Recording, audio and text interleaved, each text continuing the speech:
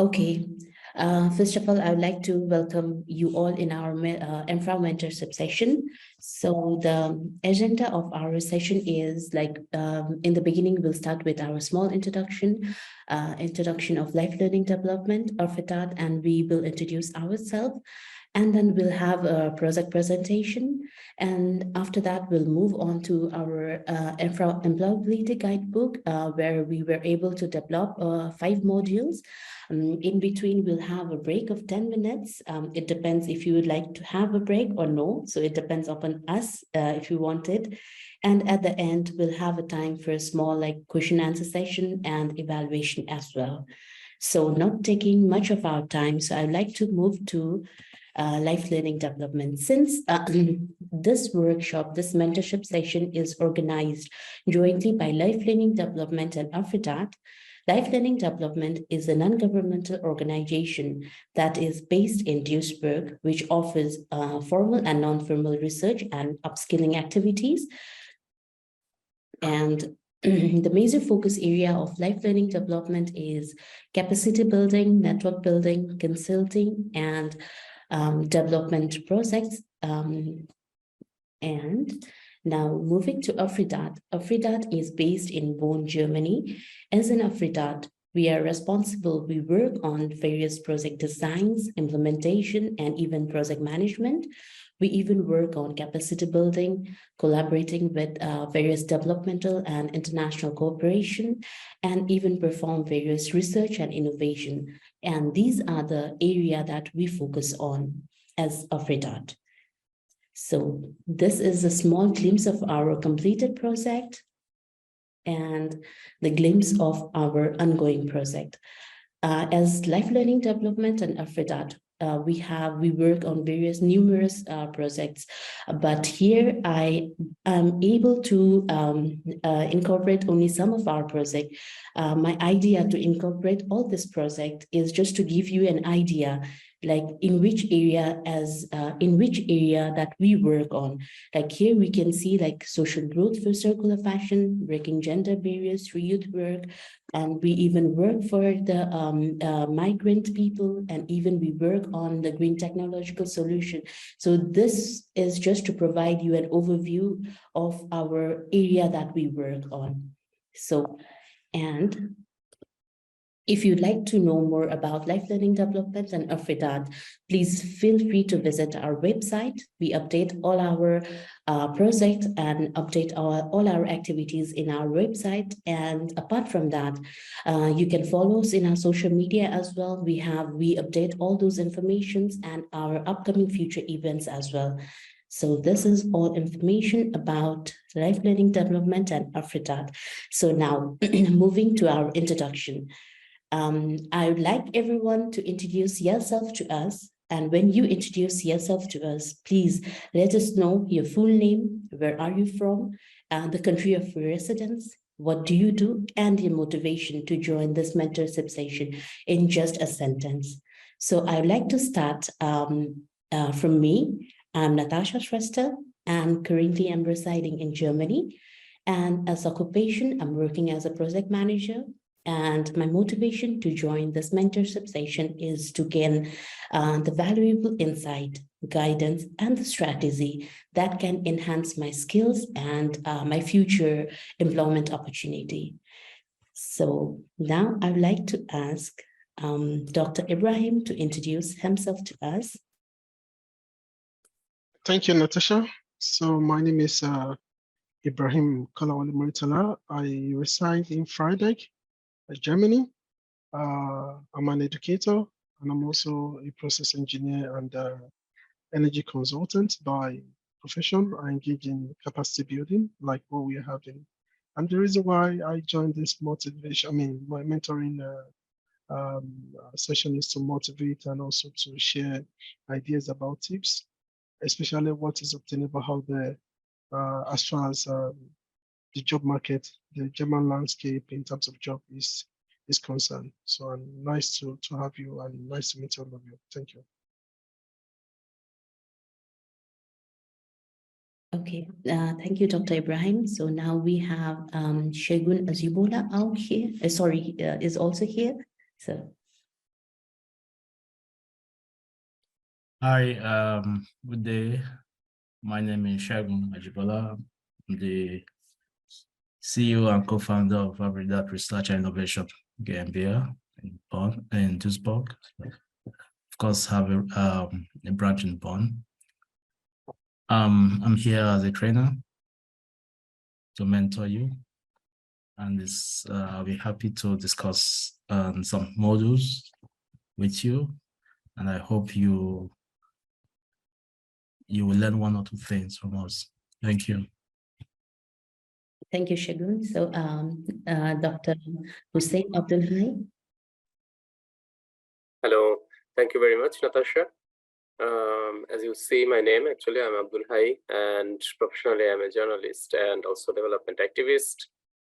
And I work with Life Learning Development EMPFRAU. I live in Bonn, Germany, and my motivation is actually to have experience how women empowerment and what maybe the strategies and policies and how women with the migration background can be empowered and can be upskilled with various opportunities in the German society. And that's why I'm here. Thank you very much. Okay, thank you, Dr. Hai. So we have here Christabel. Thank you, Natasha. Hello, everyone. My name is Christabel Okeke. I'm a student and also I assist in project management. My motivation to be here is to learn more about EMPFRAU, about the job in session, how it will be beneficial to women all over Europe. Thank you. Okay, thank you, Christabel. So we have here Kabirat. Yes. Okay. Yeah, Kabirat. Hello, I'm Kabirat Akonde. I reside currently in Munich, Germany here, and I am a self-learned UX designer, but I'm currently not working, so no occupation, but that is my field for now. And the motivation towards joining this session is just to get insights, to get in better opportunities as a Auslander and getting a job, yeah. Integration and getting a job, yeah. Okay. Thank you. Okay, we have Goksen. Hello, I'm Gökşen Pekyaraş. I'm currently in Germany and I'm an environmental engineer. Right now, I'm doing my master thesis in the same field, and my motivation to join this program to get more tips about how to find a job as a woman in Germany.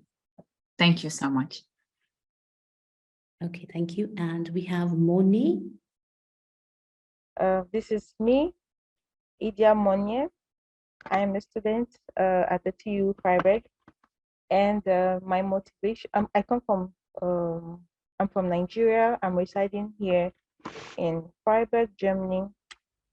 And my motivation to join this session is to learn what the tips to get tips from professionals, especially HR personnel, on how to prepare myself, what to put on my application when searching for a job, because we're making a lot of applications right, left and center, and you're getting rejected and you're wondering what's missing from your application document, or what are you not saying, what should you be saying that you're not saying, what is relevant and what's not relevant.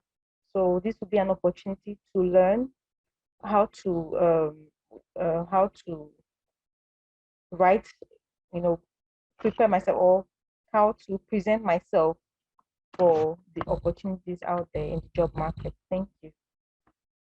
Thank you so much. So we have Sehnaz. Hello everyone.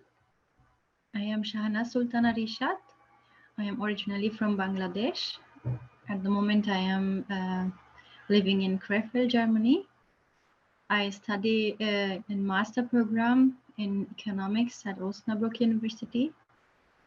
And as occupation right now, I do part-time job at McDonald's in service, and I am here to learn more insight how to apply for jobs, internships, the pathways, the guidelines. I believe it will definitely give me some guidelines and helpful tips and advice. That's why I joined the meeting. Thank you all. Okay, thank you so much. So can we have Shiratun? Good afternoon, everyone. This is Siratun Naim. I'm from Bangladesh. Currently, I'm living in Budapest, Hungary. I have completed my master's this July. My major was physiotherapy, and now I'm looking for a job. So my motivation to join this session is to know the new idea and opportunity to work here. That's all. Thank you. Okay, thank you so much. So Shleshma? Hi, everyone. I'm Slashma. I live in Germany and I'm a master's student in Hochschule Rheinwald, studying master's in sustainable development management. And I'm looking forward to know the new ideas and insights and instances regarding how we can, women can get job in Germany. So, yeah, thank you. Okay, thank you so much. Okay, then we move to, I don't know, it's written only M. Hello, everyone. I'm Melvin. Sorry, maybe I didn't know my name was M. I'm from Cameroon originally, and I live in Freiburg as a PhD student. I finished my master's studies in biodiversity conservation in Belgium. And since then, I'm in Germany only to do my PhD. And I would like to learn more about other things apart from just staying in the university and studying and doing the PhD. So I'm here to learn about more exposures and job opportunities around. Thank you. Okay, thank you so much. I think we have completed all. Dami, are you there? Hello, yes, I'm here. I'm sorry, I'm outside. Just need to be here because of the importance. My name is Dami. I'm a Nigerian. I live in Landau in Germany. I studied international relations, but at the moment I'm on maternity leave. I used to work a kitchen help in a restaurant, and alongside I completed my German history course last month. So I'm just here to get more information on what steps to take next. Okay, thank you so much. Okay, I don't know if I missed someone. Is there anyone? Okay, Upi Yami. Yeah, can you hear me? Yes, sure. Okay, great, thank you. My name is Opeyemi Ayowale, and I'm from Nigeria, and I have a master's degree in public health. I finished from Hamburg University of Applied Science last year, and my motivation to join the mentorship session is to have more insight on how to navigate to getting a job in Germany, because since I graduated, I've actually not found a full-time job, so which has really been ethic for me. Yeah, so, and that's just the main reason why I joined, to actually get to know what more can I do to sell myself or to get myself a full-time position. What am I doing wrong, and what are the other things that I have to work on to really get into a working position in Germany. Yeah, and that's my motivation for joining. Okay, thank you so much. It was really nice to know that like you all are interested in our session, and I hope we can fulfill all your the interest or your motivation that you have in our session. So not taking much of a time, I'd like to move into the presentation of our project. The project name is Empowering Migrant Women for Job Insertion, EMPFRAU, and this project is co-founded by European Union. And the objectives of our project is to develop a complete job information guidebook. So in this project, what we have achieved is we have been able to develop a guidebook that incorporate all the information that a job seeker requires from the very beginning of their job search journey until the end of receiving their job. So we were able to develop a book in different languages, that is English, German, Italian, and French. So after the book has been developed, now our next objective is to provide a mentorship session. So this is one of our objectives here today. Why we are here, we are trying to mentor the job seeker who are trying to find a job in Germany or Italy or in the France or in the European countries as well. So this is an group online mentorship session. We even have a possibility to provide a mentorship session. If you want, then we can even provide you an individual mentorship session, whether it be a physical mentorship session or the online mentorship session.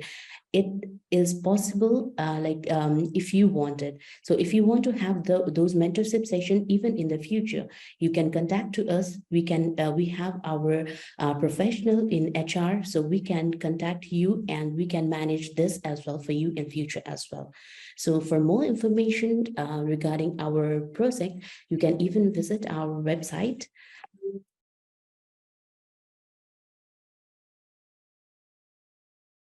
And now moving to the module 1. The module 1, I would be taking the module 1. So the first module 1, it talks about starting off on the right foot.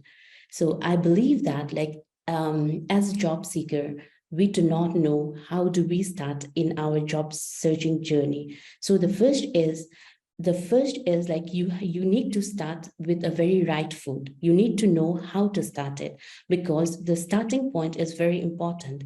And in this module also talks about how do we start our job search journey. This module is divided into 3 parts, that is self-assessment, employment need and expectation, and understanding the current job market. So before searching for any kind of the job, it is important for a job seeker to assess yourself and even the job market. This module will try to help the job seekers to understand their unique skills, their values, their interest, and how they align with their different career path. So now moving to the self-assessment. I would like to know from you all, what do you understand when I say self-assessment? How do you define self-assessment? Do anyone wants to say? Yeah, I could try. Yes, go on, please. Okay. To me, self-assessment is just putting yourself on a scale of how good or fit you have for a particular description, for a particular job description, or for a particular job offer. So, or in a broad term, self-assessment is just to how good you are or how fit you are to something, to a particular value. That's it. Yes, okay. Christabel, yes, please. Okay. What I understand by self-assessment is like when you're analyzing or evaluating yourself or your action, as in how you analyze yourself. That's what I understand. Thank you. Okay. Yes. So self-assessment is a process of assessing one's own knowledge, skills, and attributes to highlight strength, weakness, and the potential growth area. A self-assessment helps a job seeker to determine what is their need and what is their want in a job. So without a clear idea of who you are and what is your capability, and to communicate your capability and who you are to the possible employer, your job search journey would be very challenging. So with self-assessment, one can better understand your strength, your ability, or even your career objectives. It doesn't matter whoever you are, either you are a recent graduate or you are a professional. The first thing in a job search journey is you need to assess yourself. So there are various tools for self-assessment. It is some are like self-administered tool, or some are like administered by a very qualified professional. Here in our EMPFRAU Employability Guidebook, we were able to bring up some of the tools that will help to assess yourself without the need of qualified professional. So the first tools that we brought up is like interest and experience inventory tool. This tool will help you to examine your likes and dislikes. Like, for example, I'm a job seeker, and the first thing that I would do is fill up this interest and experience inventory based on different activities, area of activities. Like, for example, in school activities, what are the activities that I did? Whether it be like organizing a sports event, and what are the things that I like. I liked leading my class. What did not I like? I did not like the authoritative nature from my seniors. What did I learn? I learned the leadership skill. Similarly, you can note down all the likes and dislikes and the things that you learn in the different areas, that it can be in your work activities or in your leisure activities. And the motive for this is this table will help you to fill this, the previous table will help you to analyze your likes and dislikes. So in this table, based on the table before, you have to note down your 5 prominent likes and dislikes. So when you are able to know your top 5 likes and top 5 dislikes, this will help directly in your job search journey. Like, for example, I said, like, for example, in my previous table, I included like I like talking with the new people, then I would note it here. So this will help me to know, okay, in my future, in my job search journey, what kind of the job should I be looking? I would be looking for a job that would require talking with the people, communicating with the new people. So this will help you to narrow down your job search. And now moving to the next one is the employability skills. Since now we already have we already know our interest and experience, what we like and dislike. Now what we have to talk about is what we have to examine ourselves is the employability skills. Do we have those employability skills or not? So in general terms, employability skills, there are 2 types of employability skills: the hard skills and the soft skills. Hard skills are those skills which we obtain from our formal educations, from our schools, from our university, like the computer knowledge, the language, the statistical analysis. These are the hard skills that are required in our employability. And some of the soft skills are the skills that we learn from our work life experience or from our whole life experience. These are the skills we learn from every steps of our life, like teamwork, multitasking, time management. So these are the general area of employability skills. So now here in this book, employability book, we have used the framework, common framework for employability skills presented by US Education. So they have divided the employability skills into the 3 parts, that is applied knowledge, workplace skills, and effective relationship. So based on this 3 area, we would be talking about. Now I will be moving to the book that we have. So based on these 3 areas, there are some of the tables that will help us to examine our skills. So In the next step of our job search journey, what we have to do is we have to see if we have all these skills or not. We have to examine this. 4 denotes that we are perfect in the skill. We have those skills. And the 1 denote I don't have those skills. Like for example, in the second step, if I was I was searching for a job, what would I be doing is I would be filling these forms. I would be saying, like, for example, if I would like to work independently, if I am very good at working independently, I will tick in 4. And like, for example, if I respond to the customer needs, I don't, then I tick in 1. So there are some tables related to this employability skills. So you have to fill this table. After filling this table, the result is like we will know what are our top 5 skills. Based on the tables that we have filled before, this will help us to know our top 5 skills and the skills that we would like to develop for our employability. And why are the skills important for us to develop? So this table will help to examine our skill and to find our, to help in our job search journey. So after the skill inventory, the next thing that we have to do is we have to define our career goals and objective. Without a person, like if I am searching for a job and if I don't know what is my career goal, what is the objectives of my career, then it would be difficult for me to search the job that suits me better. So the next step is we fill the career goals and objectives. And the next step is we have to define the employability needs and expectation. Yes, obviously there are, like, when we try to look for a job, there are certain expectations that we have in the job that we are looking for. So some of the tables that we need to think about is like mobility.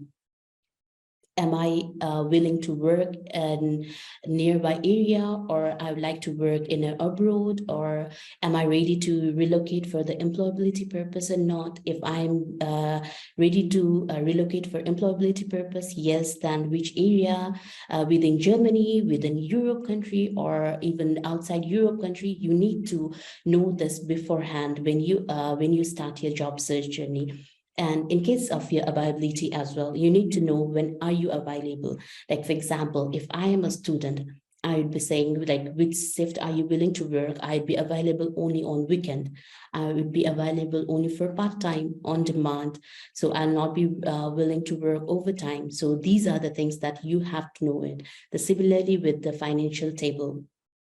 And apart from that, we even have certain other needs and expectations from our employability, like in terms of holiday or insurance, or can be in terms of like working in home. You would like to work in an office, you would like to work in a field. So you have to define that. You have to define yourself before starting the journey. So now, since when you have all these ready, now you know you are ready to assess yourself. Now, when you look back to your table, now you can see, okay, I belong to this group. These are my needs. So after that, what you have to do is you have to try to understand the current job market. For example, if I'm looking for a job in Germany, and if I don't know what is the current job market in Germany, then it's obvious that my job search journey in Germany would be very difficult. So here, for your information, we have added some of the current job market scenario in Germany, likewise in France and Italy. And these are the current job market. These are the things that is going to get updated timely. So you have to also be updated, like in which industry the companies are hiring. You need to know it, and what are the situation of working situation in the industry that you are looking for a job. So these are the things that you have to keep in your mind when you start your journey. So here I come to the end of module 1. Here are in the book, there are some reference for your reference links as well as some more topics that will help you in your job search journey. I think I was clear. I guess I was not too fast. Okay, now this is all about module 1. Now I would like to ask Dr. Ibrahim to continue with module 2 and 3. Thank you so much.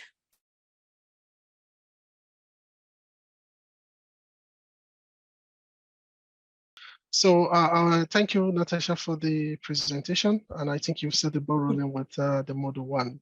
So for Module 2, we'll be looking into how we can seek job opportunity through networking or network opportunities. And this provides us with some tips, basically from real life experience and what we also have in the book. Starting from this kind of basic understanding, it's important we all are graduates or students, and we need to also understand that in terms of anticipating the pathway for our career after graduation, we know we are formally on campus at a time, and from there we choose different courses that we want to study. And at the end of the day, we finish, we do internship, we finish, we graduate, and we want to seek for job in the job market. But the reality is, there are several things that we do. We engage in several things. Sometimes we do some work study. Sometimes we, go for summer classes. We engage in activities through the academic advising or maybe career center. We engage in internships. Sometimes we change our courses, and sometimes we have some kind of opportunity to also engage in networking and career fairs. So all these are the things that we do. And at the end of the day, what we are seeking for is to get a job, after all this.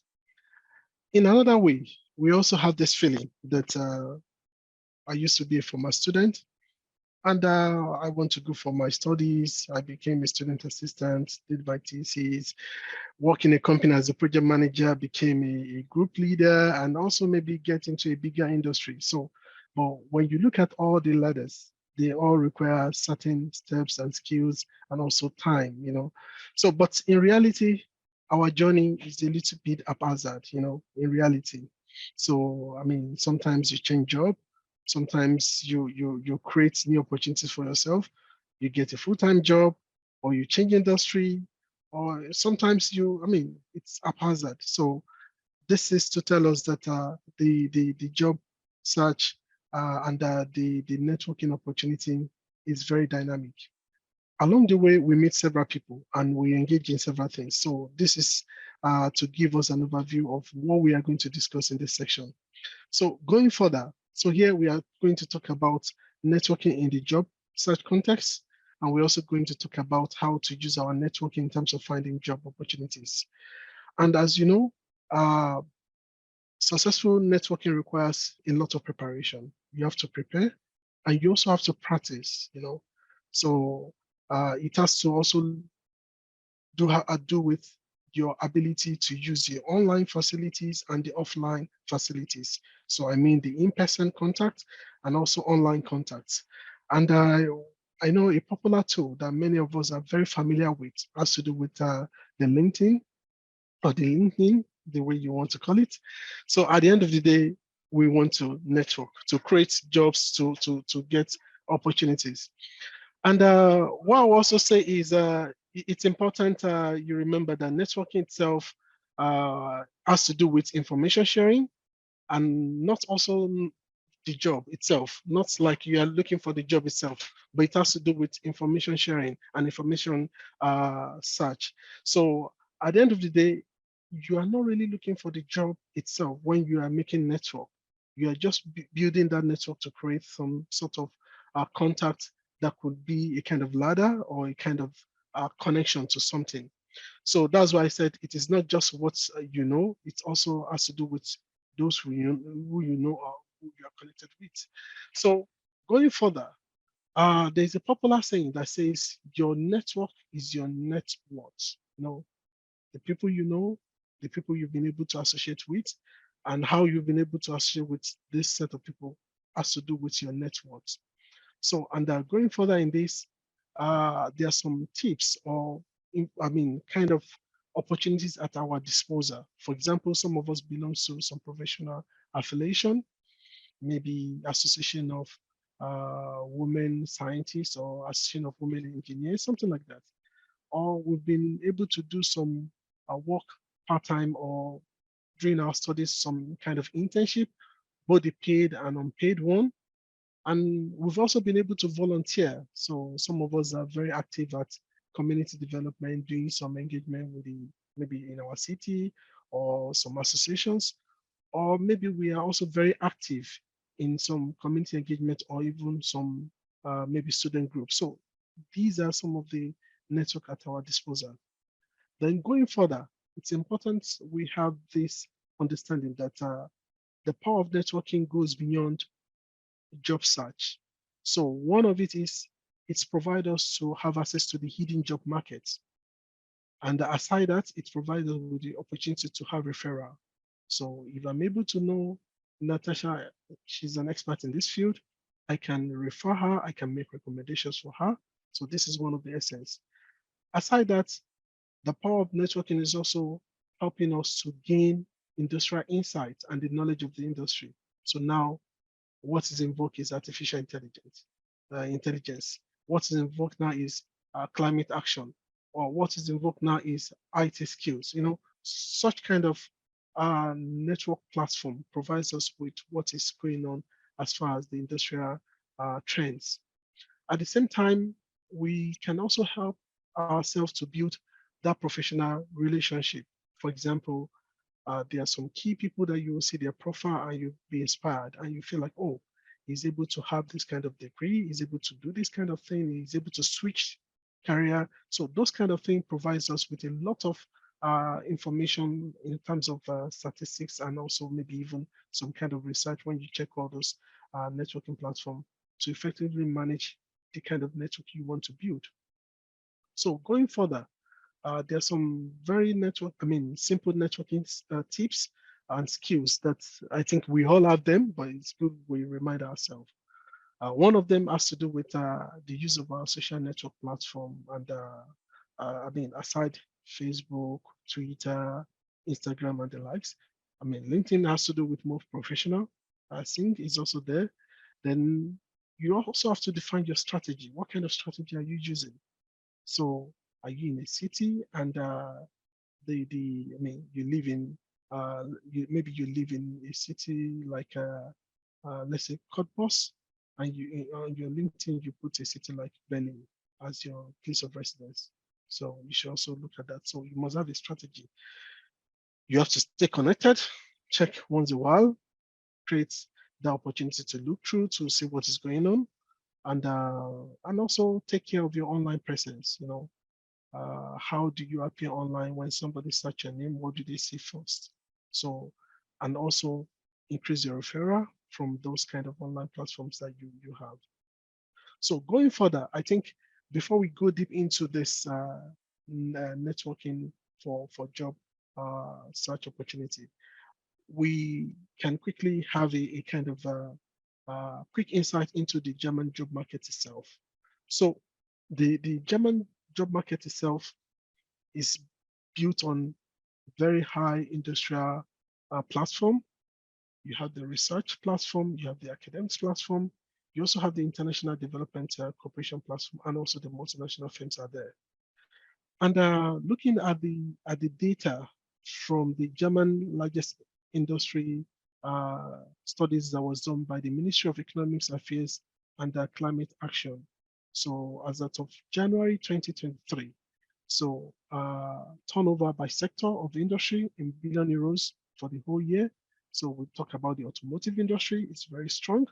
And you know, the automotive industry, they have a lot of different kind of job opportunities, both the science-based, social science-based, and also humanity-based and the likes. And you also talk of the healthcare sector, so followed by the healthcare industry. Then you have the information technology and telecommunication. You have the mechanical and plant engineering is there.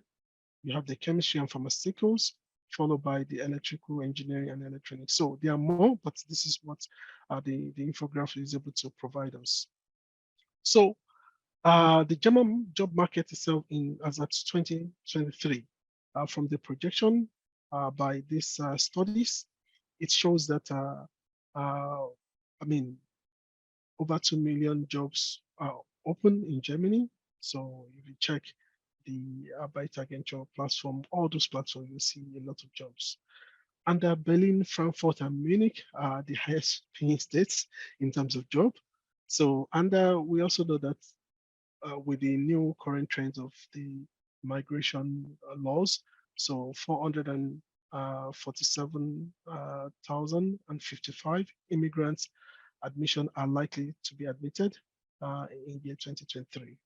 And as you can see, this provides us with an overview of the average yearly salary of different group of people within the cadre of information technology, engineering, finance and banking, marketing, sales, human resources, healthcare, and teachers. So you can see the disparity. So, and looking into the outlook, so this outlook also provides an insight into top in-demand jobs in Germany as of 2023. So nursing and healthcare is a major one, engineering, aviation, IT industry, finance and insurance, business analytics, and accounts management. So, and as you can see, some of the salary out there on average per annum. So it's also there in euros.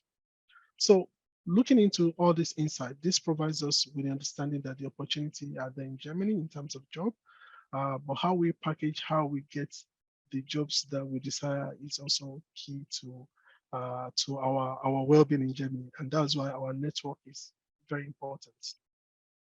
So there is an aspect which I always tell a lot of participants in employability session that location matters a lot.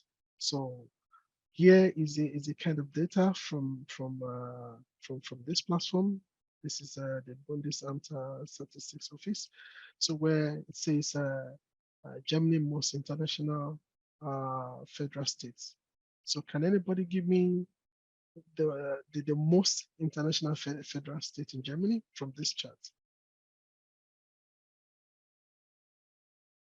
I'm waiting. So what can you infer from this chart? So which one is the most international federal state in Germany? We are migrants and we are international. So it's a strength. So you have to mind that. I just need 1-2 answers, then we move on. I think one of them is Berlin with 17.6. Okay. And the other one is Bremen with 17.4. Okay, Bremen. Okay, good. Thank you. So we have Bremen 17.4, Berlin 17.6, and followed by, we also have the likes of Hamburg 16.2. Then you can come down to Essen, so 15.7, then followed by Baden-Württemberg 15.1. So as you can see, I mean, sometimes it's good to play with this kind of chart to really understand the job landscape. And I also have another one, because and averagely in Germany we have 11.7 in terms of how internationalized a lot of states are in Germany. So here is another chart. So here, this provides us with the German RPS region. So it's also important. So when you are doing the network and also searching for a job. So maybe somebody should provide me with an answer. So the RPS region in Germany, so maybe 1 or 2. Can you provide me with that? So as migrants, these are some of the things we have to always think about too.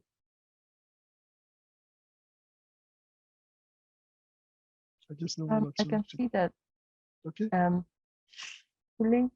Schleswig Holstein seems to be one of the happiest with 7.44%, I guess. Yeah. And then the next one I see is Hesse. Okay. With 7.31. Exactly. I mean, as you can see, they are all very close to each other in terms of the numbers. So if you look at the western part, so you have 7.7.7 all through. And when you look at the eastern part, you have 6.6 towards the downside. towards the Bavaria region, you have 7.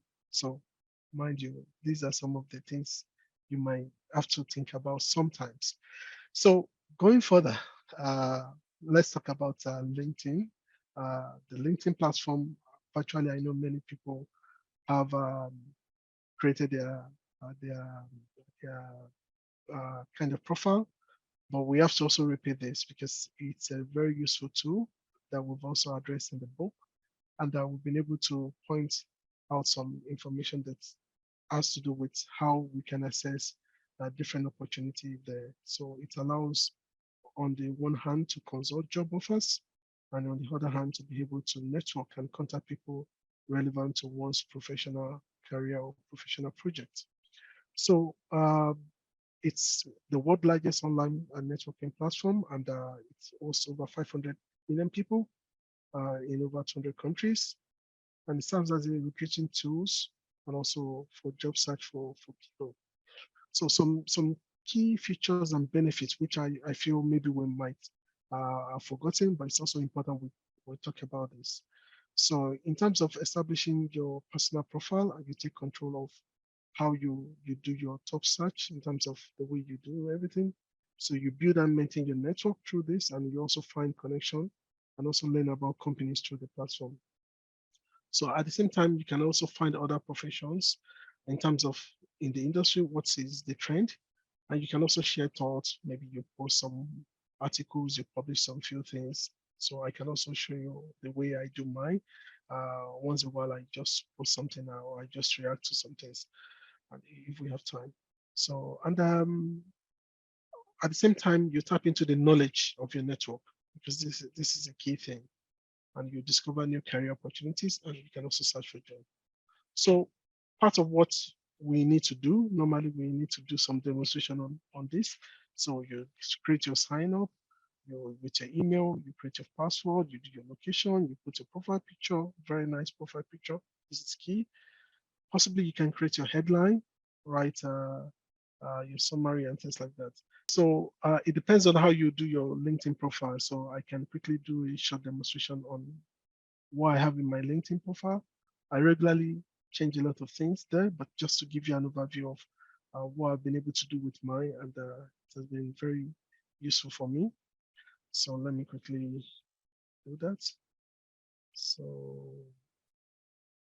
I'm not saying my LinkedIn is the best, but you can always do yours, and there is a lot of tools out there that you can you can make use of in terms of working on your LinkedIn profile. So here is my profile, and in my profile, I try to create something called the headline that relates to my career and my profession, and possibly let me see. Maybe this should be the links and everything. So you can do the editing, you can click on it and edit some things that you want to do there. So, and sometimes people usually have a kind of about you, you just write something about yourself and things like that. So, and for me, I've been able to put maybe some of my work experience and everything down there. Then maybe the education and also skills. So you also do this.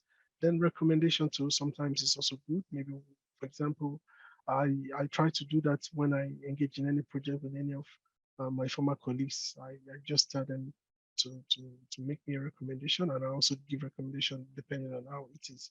So, and sometimes if you feel you've published some things, you can just put it there, because this will allow people reach out to you. So depending on how you want it, then I mean, you can do a lot of things around this. Then if you want to search for jobs, it's also there. So it's a very good tool to search for job. If you want to build some network, so all these are there. So this is just to give you a short overview, but I think possibly in the one-on-one kind of session, if this will be something some participant will want, we can dig further into such kind of discussions. So yeah. So going further into the presentation. So like I mentioned, I've been able to tell you how you can use your LinkedIn profile, how you can improve the LinkedIn platform to improve on your job search and things like that. So registration is key. If you don't have it, you have to do registration, fill in your details, and then from there, you can start networking with people. So there are some practical information in the book, but some of them I've been able to extract them here. So here, where it talks about the way you have your profile picture, the quality of the people you connect with to, it's important, or you connect with is important. And also the way you create your digital image in terms of what do you publish. Do you just argue on the platform? So you have to avoid those things that will bring some kind of minus things into you. And you also have to you have to take caution about the content that you share. It's very important.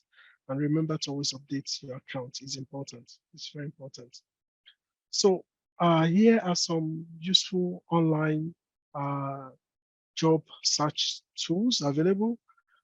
I always like to start with the Bundesagentur für Arbeit, because it's a very strong platform when you see a lot of thousands of jobs there. The other aspect is, how do you get this job from there? So you have Indeed, you have Stepstone, you have LinkedIn, you have all of them are there. Since you have Job Monster, every one of them are there, and there are many of them out there that you can check for. Even sometimes you have to look at some areas like green jobs. I think there's a platform to like green jobs, so something like that. So I think this gives us an overview of how we can enhance network opportunity. And when we are able to build our network either through LinkedIn or our social affiliation or professional affiliation and things like that, it's important to build your job toolkit, the tools that you need to use to file for your job, which is basically your CV and your cover letter. So possibly if we are applying for the German jobs, which is in German, so you use the German version of your CV. If you're applying to the English companies or companies that are multinational, you can use the English version. So, and maybe you can also add your credentials, maybe like your letter of recommendation, certificate of maybe of different things that you want to, maybe your studies and things like that. And your CV is like your power, and that's why I mean you are familiar with Arnold Schwarzenegger and also James Bond. So they are very powerful actors, and let me say even characters. So nobody knows you as a person. It's the only thing they see about you is your CV when you apply to the job. So you have to be up with your A game in terms of collating the information that you want to put in your CV. So anything that is irrelevant, just push it out. And I think there's a lot of things in the book that you might be able to check later. So there's some kind of advice when it comes to customizing your CV. So you choose appropriate format, you make use of your headlines and subheadings, the way you arrange everything, your experience, your education, your skills, you arrange them in a kind of orderly manner. You also use bullet points to highlight those skills that you have, and also maybe if there's a need for color and things like that. So I will quickly want to show you something. This is a kind of a demo, a kind of a CV, which is a German CV. So you can see our name is written here, address, telephone number, email, date of birth, depending on how you want it. If you want to have your date of birth there, and also those things that has to do with maybe she's married or not married. So some people don't put this, especially, but if you want to put, you can put it. Then a short profile about herself and about experiences and about her studies. So you could also see this, and there are several tools you can use. We have in the book, we have some reference there where you can use the Europass platform where you can use it to create your CV. You can also use Canva. So like this one is created on Canva, so you can see the way it is. And I think I have another English one too here. So depending on how you want it. So it's important you make it as clear as possible so that they can read, and whoever is having it can read and understand more about you. Then there's another aspect which has to do with your cover letter. So cover letter is very important. I know the way we used to write our cover letter in our countries are quite different from the way here in Germany, but I think on a large scale, you can also use this kind of structure. And I think the book also gave a kind of guide on this. So where you have your address, the address of the company, the title you want to apply for, the heading, and the salutation, the content, and the way you have the content is also very important. Then your signature, and maybe something you want to enclose that's attached to this cover letter is my CV, is my certificate, and maybe reference letter. So something like this is a kind of accepted generally. So and it's important when you apply for a job, look at those specifications that they need. Try to ensure that those things are similar to some of the things you have. You can also adapt them somehow and also have maybe one or two sentences to emphasize on those things that you feel the job is talking about in your cover letter. So I will just quickly want to have some suggestion as a form of closing tips for this module 2 and 3. And I would suggest as internationals, rejection, I mean, somebody mentioned rejection. Rejection is a normal thing within the German job market.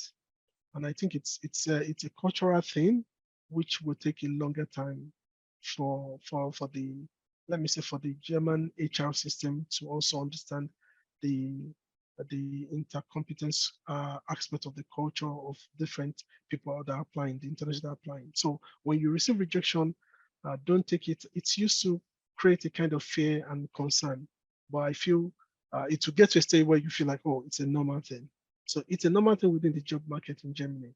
So, and you just have to also build your thick skin, not to be affected by that, not to be down by that. So this is why most times I always advise that go for multinationals or international firms that are in Germany if you really want to seek for some jobs in Germany. The reason for that is that they want people that speak your language. Maybe you speak French, maybe you speak Arabic, maybe you speak English, plus maybe the German, you know, so some of those things.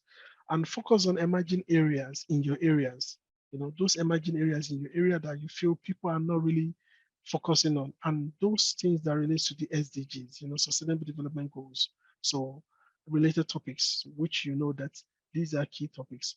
Then also seek for firms that wants to break into the regional market, you know, regional market, for example, you are from Latin America.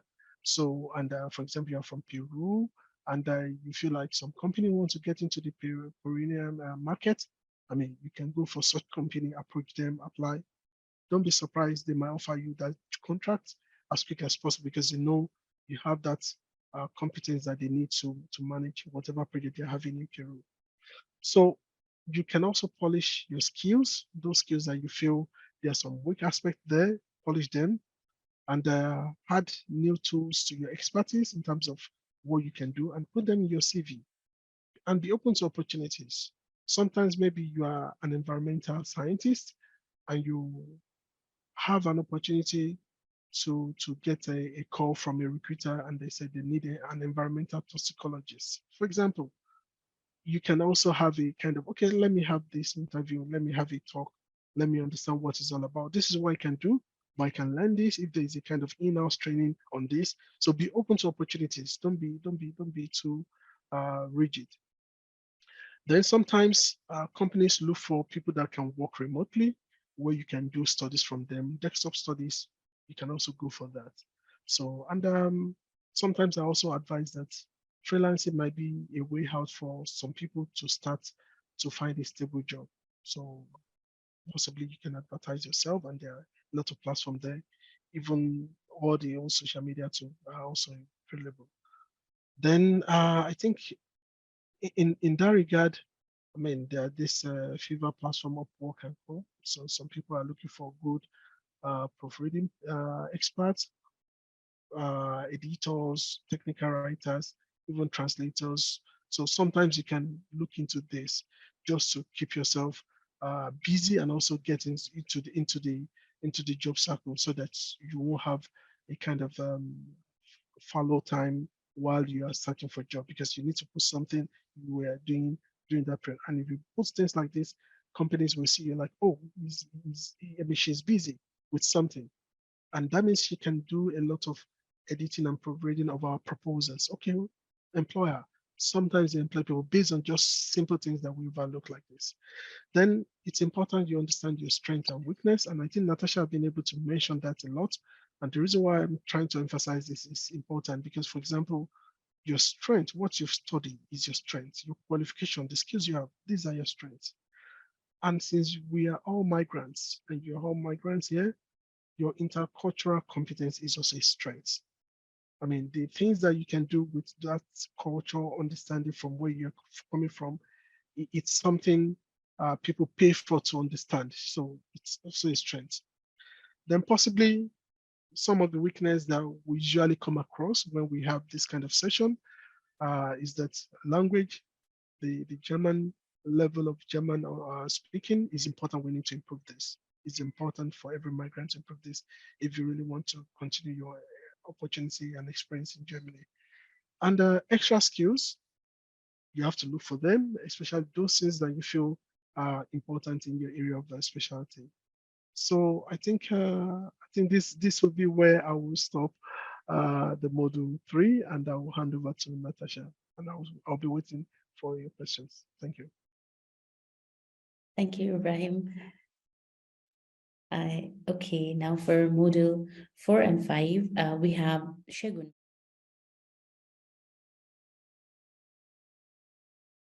Hi, everyone. So let me just go straight to what my own model for today, while you think about your questions from the beginning of the session. So while you think about that. So we are talking about this wonderful employability book, where we have the first and second speaker, you have seen some excerpts, from extracts from what the book is all about. So the book has more things, where you can also sit down and learn. It goes straight to the point. So the book did not beat around the bush. It goes straight to the point. So when you have it, just sit down and learn. Okay, so in this area today, in my own session, I will talk about selection process in terms of after an interview or even interview. So what you have to do when you want to prepare for interview. Okay, so those things you have to keep in mind. And I will start by asking the audience, maybe some people have experience. When you have an interview, when you have that email that comes to your inbox and said you are being scheduled for an interview, what are those things that you have to prepare for? Question to the audience, what are those things that you have to prepare for? Or what are your first things that you have to think about while preparing for the interview? Any comments from the audience, please? For me, I was saying like the first thing will be like when you receive this kind of news that you are probably selected for an interview, you want to remind yourself of the task you're going in for. So you want to go maybe to the page of the employer again to read more about what you are going to do there. Exactly. Yeah. Okay, for that, you want to prepare, so you have to think about some things like trying to get to know about your employer. Okay, trying to go to their social media, their websites, and everywhere you can find them online and understand what they do, what are their objectives, what are their vision, see how your own objectives or vision can fit into their own objectives and vision. Okay, so it's nice, it's very good you make such kind of preparation. So you research, and if you can see here under the preparation in this book, you see researching the company, research the role, as you have said, you have to prepare also questions. That there's this part that will ask you that, thank you, we have come to the end of the session, the interview session. Do you have any questions do you want to ask us any questions? So it's nice to have at least 2 questions. You write 2 questions. That will be done from when you have done your research. Those 2 questions gives the employer the impression that this person is a serious candidate. This person is really thinking, you know, and probably they may like this applicant. So this impression is very important, the first impression. You know, the first impressions that tells the employer that what you are thinking logically, you know, the first impression that tells the employer that you can communicate properly. It means you can speak eloquently and communicate, you know, properly, communication. You know, the first impression tells your employer that you are confident. You know, your body language seems, you know, professional, even if it's even online, even if it's offline.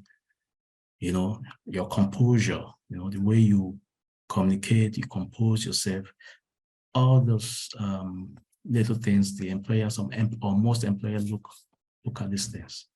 You know, they want to look at the way you respond to questions. You know, when you are being asked a question, the way you handle questions. Are you the sort of person that just gives very short answers? Or are you the person that's tried to create a story, a little short story, you know, why you ask, you know? Or are you the person that builds background? You know, you build the background. When they ask a question, you build, okay, a background, then you answer the question very, you know, to the point. So these are some things these employers are also looking at. They also want to look at in interviews, your behavioral pattern, your way you answer questions. And these behavioral patterns, also there's some behavioral questions that will come in terms of they want to know, for example, how you handle anger. If you're someone that gets angry a lot, and you know, and when you get angry, how do you react? You know, even including what we call the STAR method for answering some questions. So they want to put you in some situations and for you to be able to explain how you, you know, went through those situations in your previous job or, you know, in some other engagements. You know, so in this book, the introduction unit 4.1, you read directly from the book. This is what is there.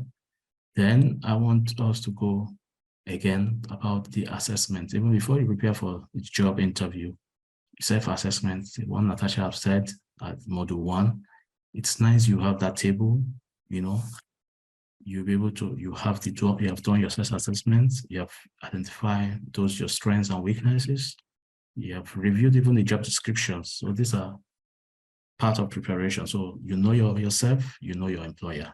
So in knowing yourself, you have to do self-assessments, you have to look at, do your job description requirements of the role if you actually fit that position.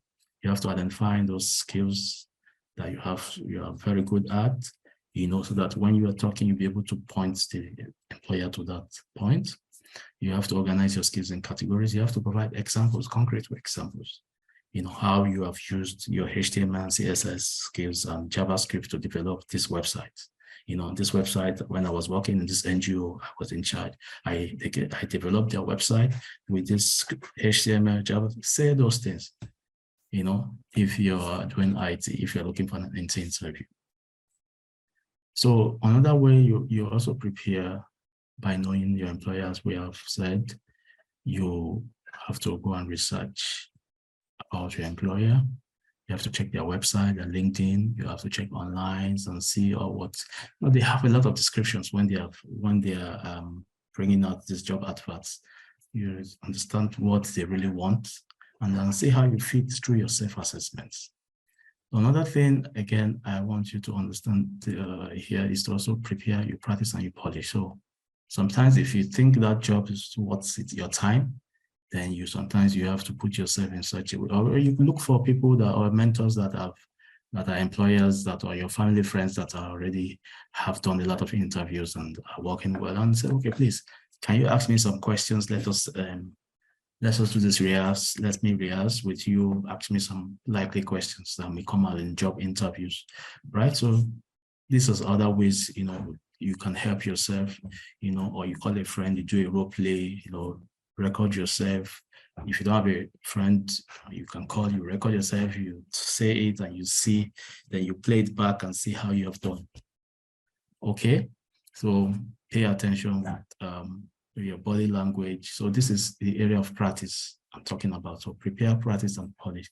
So you pay attention to your body language.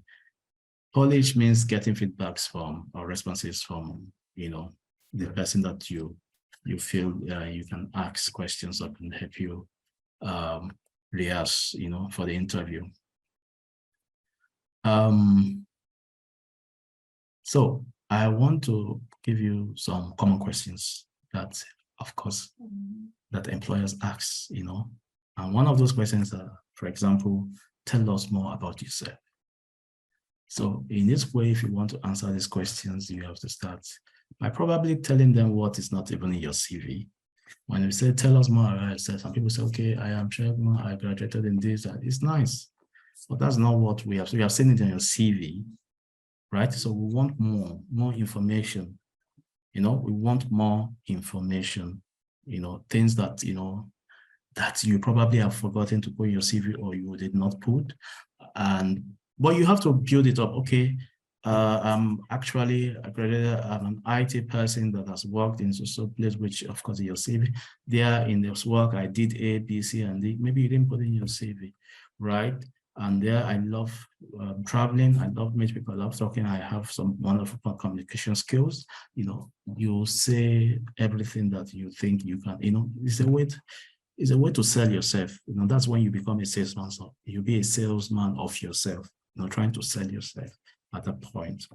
You know, another common question is that why do you want to leave where you're working before? You know, sometimes you want to leave from one job to the other, and the employer is like, why is he leaving? Is it that the person is a troublesome person in the former, and you know, or probably the person has some kind of behavior that, you know, which those behaviors, those negative behaviors we don't want in our own organization, you know?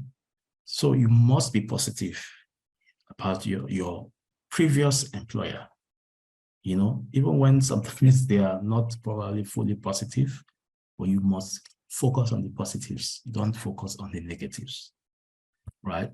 So sometimes they can ask you, what are your strengths and weaknesses?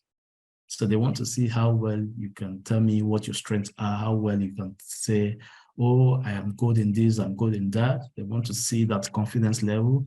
And they want to see that you are not someone that say, oh, I don't have weaknesses. Nobody believes that, right? So you must say weaknesses. Of course, everybody has weaknesses. So you must find your weaknesses. And that's why in finding your weaknesses, you have to do those self-evaluation in module 1. That is why this is very important, that self-assessment.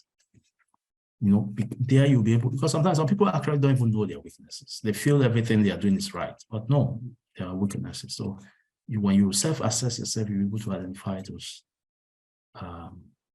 weaknesses. And another common question is, why should we hire you? So it means that what additional value are you bringing to the table? Why should we spend our time, our efforts, our resources to hire you? So what value will you bring? Some people say, oh, I will learn, I'm coming to learn. The company or the organization is not a place to learn. Of course, you will learn in most organizations. Yes, they know that. But they are interested in what value are you bringing in, not what you want to learn. Because in these organizations, they are not universities, they are not schools. So they are important for you to contribute your quota to the enhancement and the growth of the organization. Of course, learning is there, yes, but that's not the value you're bringing in. You must tell them the value that you're bringing in. So in these books, we talked about having job interviews in Germany, in France, and in Italy, because this is where we focus this project on. So I will let you, when you have this book, to see yourself, what are those things you have to do when you want to have a job interview in Germany and this. So I will just pass that. But I just want to bring your attention to the STAR method. I want to bring your attention to the STAR method, right? So the STAR method, one way to answer behavioral questions is using the STAR methodology. Okay, so sometimes I would, let me give you a typical example here. So you might be asked that,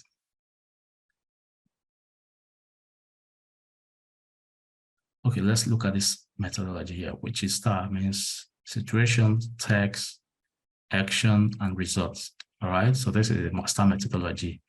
So you might be asked the questions, and the questions might come as a result. Tell me about a time when you worked very well in a team, you know? So maybe they want to know about your team building efforts, how you work effectively in a team. You know, some people are not just team players, no matter how you say they are not team players, but working in a team has proven to be best actually in most organizations than working as a one-man squad. So now look at this question and look at the answer. I was part of a team of 5 responsible for coordinating company events and conferences. Last year, the boss asked me to organize the annual company holiday party for 500 employees. So all the team members have been assigned on various tasks to perform. So we're talking about tasks. Our first priority was to work as a team and put efforts to have a successful event. So what are your actions? I organized a project management system. Maybe I developed the Gantt chart. I mean, the Gantt chart is probably a visual representation of exactly the tasks and we are going to do and their deadlines. You know, this facilitates easier communication among team, and maybe in the project management plan, or maybe you can have drafted a project management plan and see, okay, I've drafted a project management plan and assigned several tasks. I broke the task into several units, into A, B, and C, and then I assigned each of those tasks to different team members. So at the end of the day, what is the result? Yes, I led a productive and smoother team manager. So the project management team were very smooth. We were able to, you know, to achieve our objectives. We were able to organize the events without issues. There was more or less no much conflicts around, and everything was well attended to. You know, so when you are asked questions on behavioral questions or how you behaved in a certain situation, you'll be able to narrate a very beautiful story, having these keywords of what you have been asked. For example, here they want to know team building, so you're able to, you know, put this storyline with team building. And probably it's good also to be honest. And if you did that, you explain how you did that. And this alone captivates employer interest. So be honest also with answering the questions. So, so another type of what we call the panel behavior interview, you know, this is, of course, when you have a physical, and sometimes most interviews now are online, but you know, you also have physical interviews where you are required to come, even both either online or offline or physically. It's nice to dress good, dress well, you know, speak eloquently, speak politely, speak very audible, you know, communicate. And also try to, you know, review your CV, your cover letter before coming. You try to be able to, you know, know what exactly you have written in your CV, you know, and also match it with extra items you're going to say verbally. What is not your CV? Start with what is known until what is unknown. So what is known to the employer, but what is unknown to the employer, you know? So frame some of your questions in the STAR methodology, frame stories, you know, some nice, you know, stories that are not too long stories, right? You know, just try to have brief storylines. So the STAR situation in this book, you can have other examples here, feedback, interviews, and the likes. You can have many. When you have these materials, you can also study this on this by yourself. So so that is pretty much about some interviews, and here on this book you can also find some other questions on how it was phrased and what was said, For example, what makes you different from other candidates? So you page 75 of this book, you can review this. We have some nice references for you to also to visit while you're studying. So the last module in this book, which is I think this job offer module 5. Here we discussed more about how you negotiate, so when you're able to have been successful in the interview, you're successful and you finally, receive that letter that said, yeah, congratulations, and all those stuff. Probably there might be another interview, maybe the last one, where they want to discuss about your salaries and benefits and all those whatnots, and so one thing is that, of course, even before you have applied, you must have done some assessment of the kind of job, self-assessments, check what exactly, if you want to be part of that organization. So, sometimes people just see looking for jobs as just a means to only earn something, earn money and the likes. But I tell you, it's even more than that. Sometimes they are somehow, it's a place where you are going to be going every day, so you shouldn't afford to be sad in your job place, right? So look for jobs, things that really, corporate organizations that has the values that you would love to see. Okay, you love to see, some corporate organizations, not because of only money, but just probably some places where they can respect you, for you, who you are, so some things you have to think about. You think about salary, job duties, responsibility. You think about the work-life balance. Some women have families, have kids, and sometimes there are some jobs that even are family friendly. That's okay. We can be flexible for you. So you have to think about that. You think about companies that will help you grow as a person, that probably we can sponsor you for some professional career development. For example, if you're in IT, they can say, okay, you know how to use this particular framework. Probably we can pay for some, you can pay for some kind of courses that where you can go and learn more. There's some organizations that are open to learning. Okay. There's also about the culture and values, as I said again, some cultures that when you are in there, you feel happy. There's some places where you go, you feel very excluded. You feel very excluded. And imagine you are feeling excluded every day. There's sometimes it's going to affect your mental health.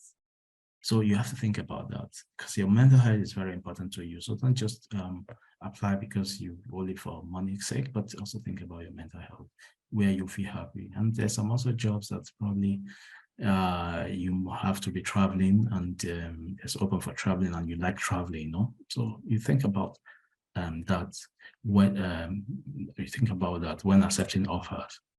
So negotiating how much you can receive.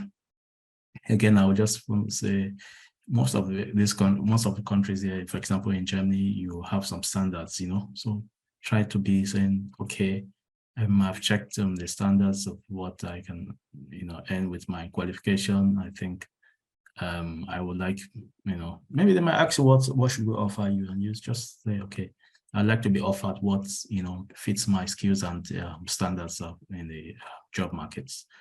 And some people might be saying, oh, you have to answer, you have to tell us, but yes, if you have been pushed so much, if you can, try to avoid the question and tell them to give you standards and what your skills is, then it's good. But if they really want to have a... Please, can you mute Aisha, please? If they really want to have a value, then you must have looked at the job market and see exactly what, honestly, evaluate yourself and see what people of probably 1 or 2 years experience on certain jobs, or even no experience, earns, and say that amount, except they have something better for you. Some other things you can negotiate are incentives, like having to have some kind of additional packages, right? Like, for example, if they're going to support you for relocation cost, or what is their, or extra time, even just have extra time, not, extra working time. Or sometimes some organizations even offer shares, right? So if you are part of the organization, they will tell you, okay, our shares is open. There's some shares that are open for employees, so as the company grow, your share grows. So there's some other things, some probably beautiful gadgets that the company might give to you. Or depends, yeah. So those, you might ask, what are those extra benefits, But then be polite, don't be very forward, okay? Don't be very mean and forward. You have to know. Speak politely, and if they say no, you let it go. As much as you have, the most important thing I want you to make is just make sure their cultures fits you, what you think, you feel happy, don't mortgage your happiness in jobs, right? Try to look for jobs that makes you happy, actually. So, yeah. So when there is no job offer, what are you going to do?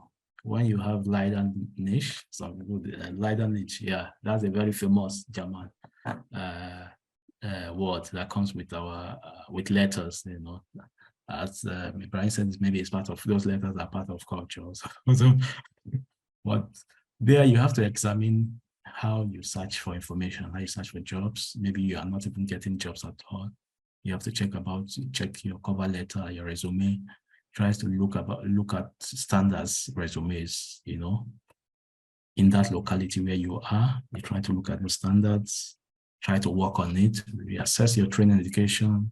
Maybe try to do some certifications, again, extra. You try to go for workshops like this. You add them to your CVs. Every workshops you attend is really important, right? People, you don't know who might, what interest your employer might take in your CV. It might just merely that you are attending workshops. It can mainly that you have been volunteering in a certain place or certain thing. It's mainly maybe you have some knowledge that you have be given free of charge to charity, and they see it there. So you might not know what exactly would pique the interest of the employer or the interviewer or the hiring manager. So you really jump on and you ask for feedbacks, you attend this kind of workshops. Maybe this is what is not put in this unit 5.13. You can also attend employability workshops like this for people to be able to mentor you and give you some ideas. So in your workplace tips, you accepted a job and you must demonstrate to your company, yes. So get to know your co-workers by taking time to introduce yourself. So when you're in a new place, try to dress appropriately, try to be respectful, try to communicate effectively so that, and try to be valuable. Don't always shy away from tasks, have positive mindsets, keep track of everything that is happening and try to be involved, be a team player, don't just, there are some organizations that have, they just want, when you are new, some people might just even, in general, might just even avoid you, but try to be a team player, try to give your best. All right, try to give your best. So thank you all for being part of the session. My session has come to an end, and I'm open for questions and answers. Thank you.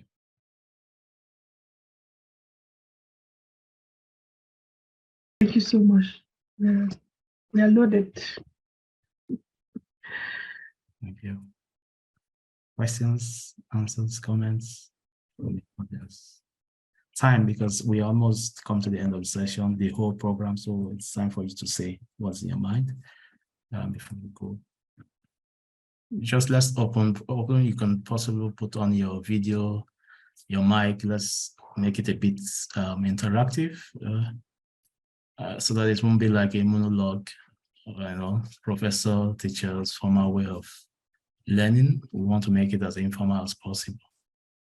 You can please put on your camera as well. We can get to see you. We might have people that want to employ you here in this forum and they want to see your face and they want to see your pattern, your behavioral pattern. They want to see So please feel free to put on your video so we can get to know you. Hello. Sorry, unfortunately, I cannot turn on my video because it's upside down. Don't want it to be confusing again.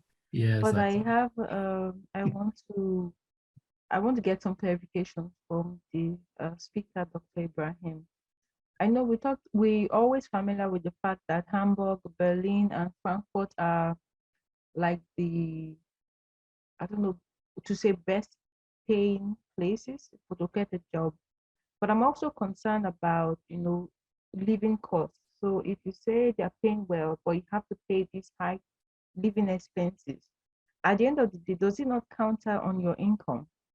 Why not just remain a medium-sized medium location, and then also get some value, so quiet, and then some, live in a low-income area?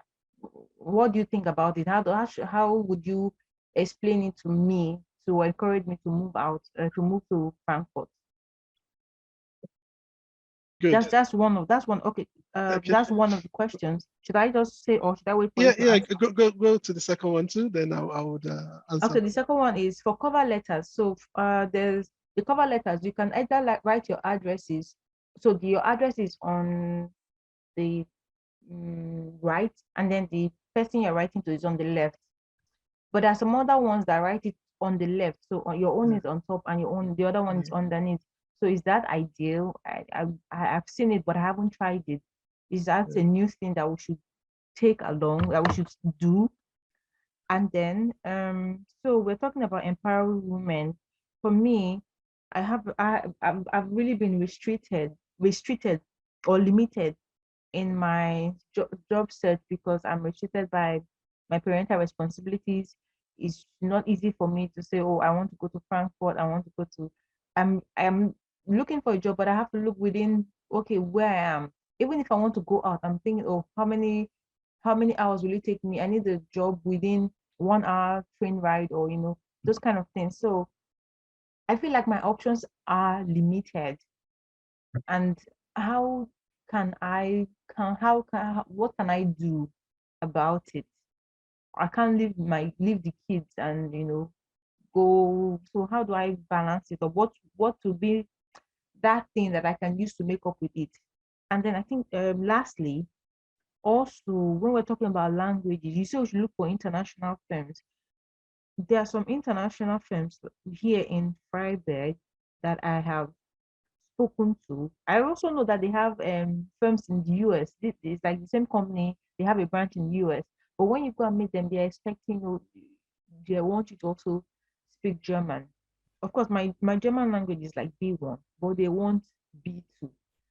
So it's a bit, there's this limitation. So how do we handle that? We just restricted in one way or the other. Okay, good. Thank you, Madam Moye. And I think I will start from the cover letter aspect, so which has to do with the left and right. I've also seen the cover letters where, in fact, sometimes you see everything is on the left, on the top, your own address, below the address of the company. I've also seen this. In fact, it was when I came to Germany that I first encountered this. So it's allowed. Nobody will penalize you for that. If you have yours on the right-hand side, the company's own on the left-hand side is allowed. So like diagonally, and if you have them on the same side too, especially on the left side, nobody will penalize you. I've seen both in that way. So that, I hope that answers that. Okay, then I will go to the aspect of being limited due to the fact that one has young kids, and also the environment where one is not so, let's say, maybe productive compared to those major cities that we've mentioned, maybe Hamburg, Berlin, and all those places. And this was one of the reasons why I suggested the aspect of the remote work. And I think since COVID-19, a lot of companies, in fact, when you search all these job platforms, you can also see a kind of a section where you can click on remote. So sometimes when you search, you can just look at all the remote jobs. And I think you have a lot of call centers job now. In fact, I've seen that now that a lot of foreigners are joining this kind of call center jobs where they work as customer, customer support or something like that, product support officers for companies. And the only thing they do is they receive calls, they explain those, maybe you have a challenge with their product and you kind of log it in on the platform of the company and you send it to the company. Many people have been saying this, and I think maybe in the near future we can also invite 1 or 2 person who is doing this, because I learned they're also well paid and they're earning well. I mean, from what I've heard so far. So when family is there, kids are there to be taken care of. I will always advise a lot of migrant women to look for those remote jobs that they can be doing from home. So proofreading is one thing. Many companies are looking for English proofreaders. Many German companies are looking for them. And that's why I've also said Upwork or Fiverr, these are platforms where you can go to also advertise yourself that, okay, I can proofread a document, I can do this if you have time to do that. So I've mentioned the call center for customer support. I've also mentioned proofreading. Then there is also something new that I've been, I just came across that thing recently, and it has to do with local languages. So there are a lot of parents, international parents, that are looking for their local language from their home country speakers who can teach younger ones here in Germany. And I've seen some colleagues who have enrolled their kids. And if you can do the teaching in your local language, you can advertise yourself and also share it. And this is something they do via Zoom. Via Zoom, you teach them the local language. If it's Arabic, if it's Yoruba, if it's a dual language or Benin, everything is there now. So those kind of things you can look out for, those kind of jobs that can provide you with some kind of stable income. So looking into the aspect of going to the bigger cities like Hamburg and Co, because you earn high there, you also have to pay high.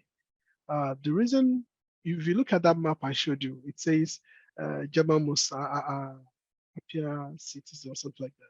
So this provides you with the insight that the opportunities are more down there. So for example, if I'm to give you my own experience, and I think you also know me, I stayed in Freiburg, I lived in Freiburg. And after some time, I had to leave Freiburg to seek for a job in Cologne. So, and I noticed that the expenses in Cologne Bonn is super high. So I had to leave my family in Freiburg so that I'll be able to match up with, there's something here in Germany when you don't have a contract, it's like you don't have when you don't have a contract, you don't have a living or something like that. So I have to look for the contract out there. So when the contract was not forthcoming within the system here. So if you look at that kind of situation, it has to do with what can give me the opportunity to start earning instead of me having no income. And so this is one aspect. And the other aspect is those cities, they are very open. Those things that you don't find in enclosed city or a remote city like Freiburg, for example, you have it in those bigger cities like Hamburg. So you can imagine Hamburg, Berlin, Cologne, Bonn, they have a lot of international events happening every day and in different forms. And there's a lot of services that are needed. So you can imagine those kind of cities providing those opportunities that a smaller city like Freiburg don't offer.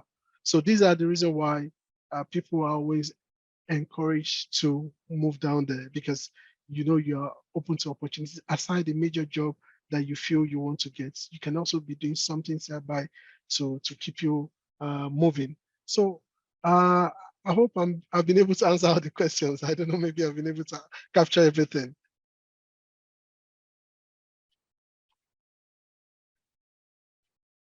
Yes, you have. And Yeah. just a quick follow-up on the question, sorry.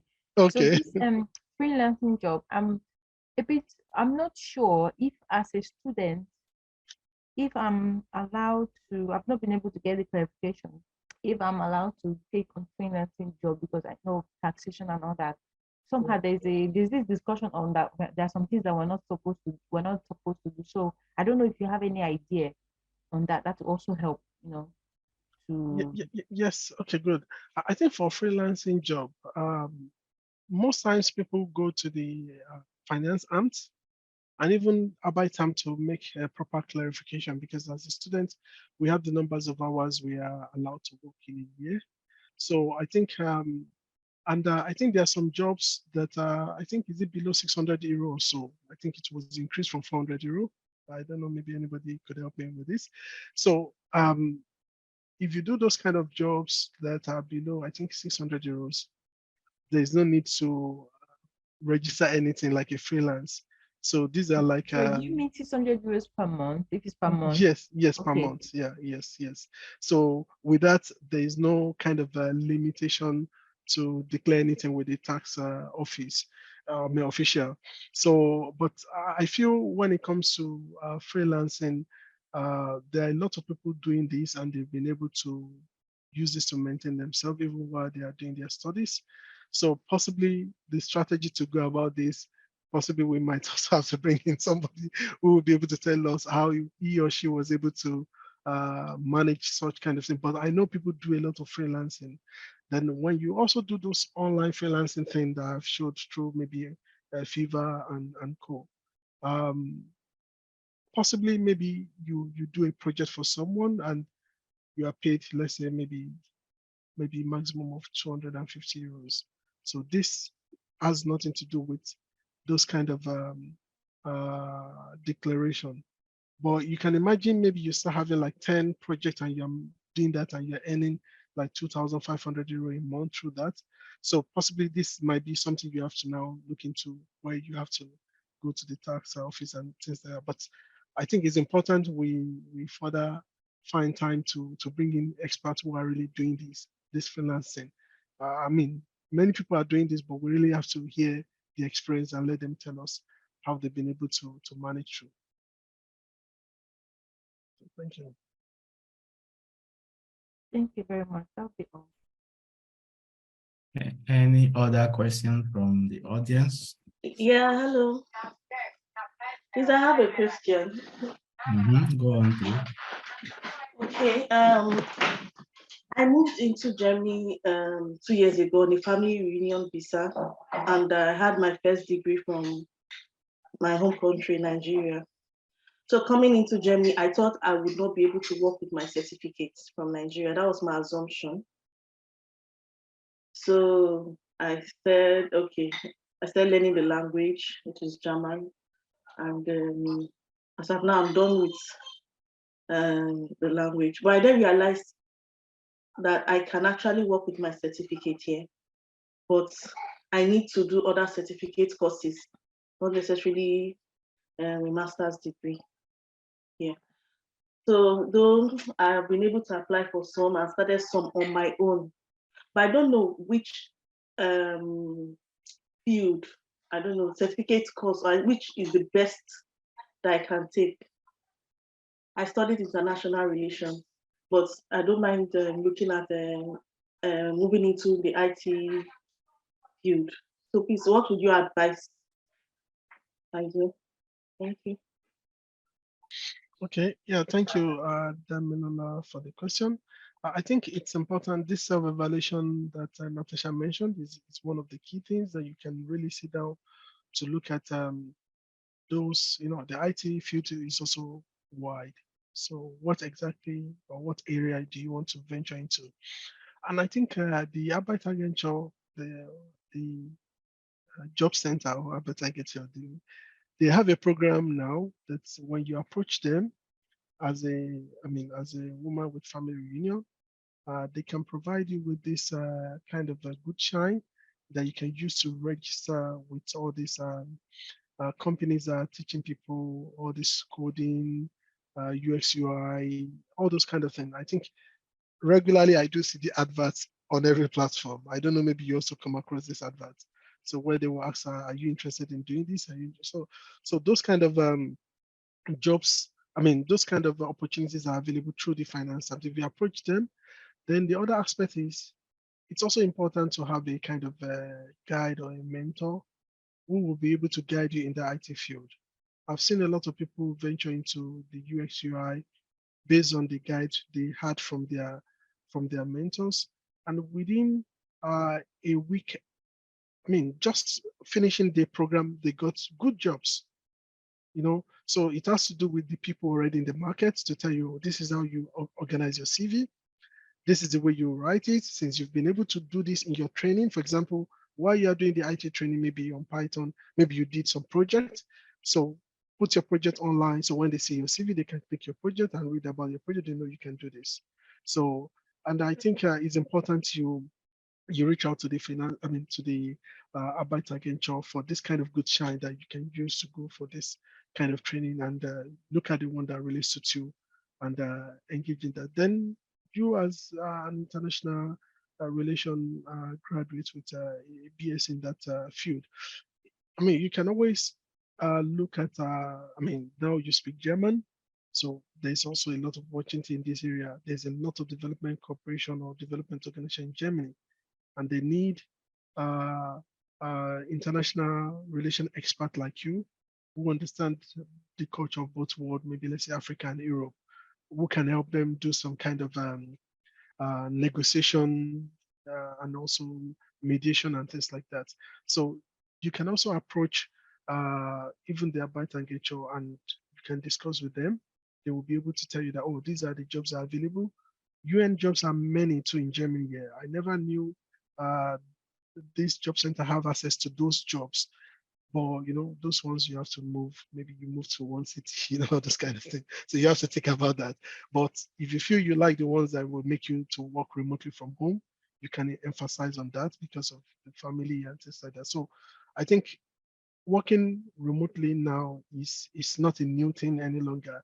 So it has come and stay. So if you are seeking for new opportunities, just seek those kind of opportunities, and I think you'll get it. Thank you. All right. Thank you. To just Thank you.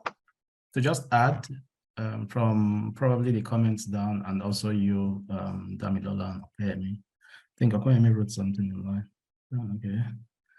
So again, the IT, I have seen a lot of Nigerians who are doing IT here in Germany without any German degree. A lot of them, a lot. Okay, so most important thing in IT is have the skill. You're able to defend your skill. Then you look for jobs in IT. One day I was surprised. I went to Chemnitz. In Chemnitz, I saw that all the whole guys there were all doing IT, and they are working. IT support, IT security, and some other IT. Even some here in Freiburg and in Berlin too. And most of the time they work from home. Yeah. You know, I was so surprised, and they came in as a student, but in the process they just got the job and got full-time contract, and you know, okay, I will just quietly finish my degree, but I already have a job. All right. I went to Berlin. I see that is software, hubs of software. So if you learn a new skill like a web developer, a full stack, or front-end design, or back-end design, or learn something on ML ops or DevOps, cloud, even cloud computing. These are areas in IT that you can look, you can skill yourself in, right? Cloud computing, ML ops, DevOps, software development in general. You always see jobs if you are good, irrespective of your degree. Okay, so, and if you have done something into that, you are not looking for, you have done some degrees here, or like you said, you study international relations, you can look for, as Dr. Brian said, NGO jobs. Look for NGOs. a lot of them apply, anyone, sometimes start with volunteering with them or doing internship with them. All right, start with that. And there's some NGOs that are really family friendly. You know, they say, okay, we can give you part-time contracts when you do some activities for us. You know, these are where you should start from. Again, so I don't know if I've answered your questions or I've added some value to your question. So what Yeah. Thank you, you did. But please, I have another question. Is there a possibility of getting an internship position when you are not a student? Yes, you can get internship position. So internship here, it's in Germany, it's when you're not a student, but you have a degree, it means before a bachelor's degree or wherever.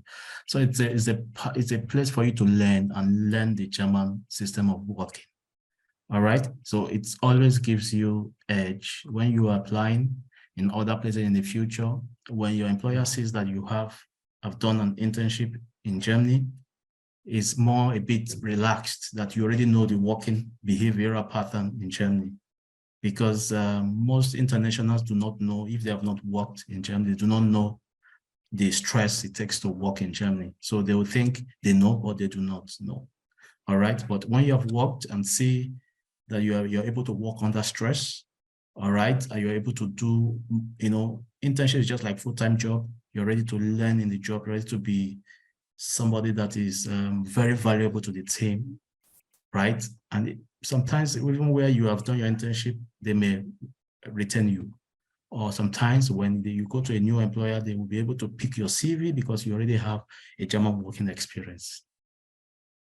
All right, so you can start with that, even volunteering. For the fact that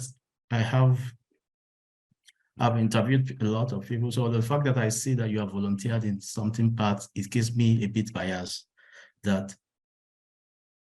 I will want to take this person because she seems to be responsible. Okay. Thank you so much. Okay. Any other questions, Monique? Because this is time for you to ask, because it's not just if you're really a job seeker or you want jobs, it's time to ask those things that is bothering you. Because this platform is for you, for you to use it and utilize it. So if you have questions, you can just ask. Feel free to ask, Thank you so much. Please, one small question concerning the last thing you said, probably on workshops. When you attend workshop, add it to your CV. Sometimes I find it so difficult to really situate that, because maybe I attended a lot of workshops and some of them you don't have any attestation, but you know that you attended. And under skills, I can just coin a word and say I learned these skills. Is that still okay? In terms of workshops, you can even have a session for workshops you have attended, workshops and conferences. Okay, so we don't need any attestation for if you're attending or not. Sometimes we just want to see that this person is open to learning, right? We want to know if the person is really open to learning. That is why you don't need any attestation. For the fact that you're able to write that alone, I've shown that, okay, so this person is really open to learning. And when you talk about organization that grows, workshops, conferences are part of them. They like those things. If you want to go, organizations that really want to grow, so they that loves growth. Let me put it that way. They want to see that you are attending, you are updating on your knowledge. You are not stagnant.